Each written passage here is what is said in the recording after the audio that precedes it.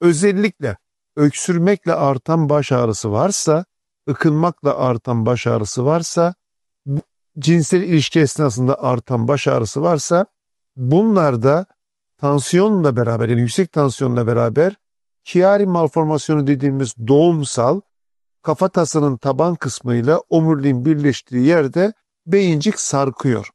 Bir müddet sonra buradan sıvı dolaşımı bozulduğu için her öksürmede kafa içi basınç artıyor ve bu da baş ağrısı yapıyor. Beraberinde eğer ilk defa böyle bir baş ağrısı gördüm, tuvalette ıkınıyordum, öksürüyordum, şarkı söylüyordum, bir anda böyle kafama sanki bir şey battı ve patladı.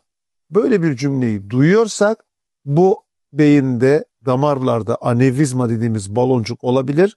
Bunlar kanadığı zaman da ağır koma veya hayat tehlikeli sonuçlanabiliyor. O yüzden bu tür yakınmaları olanlar gecikmeden, beklemeden, ağrı kesicinden medet ummadan hekimine başvursun. Felce kadar Gidebilir. sürür değil mi hocam? Hayatınızı kaybedebilirsiniz.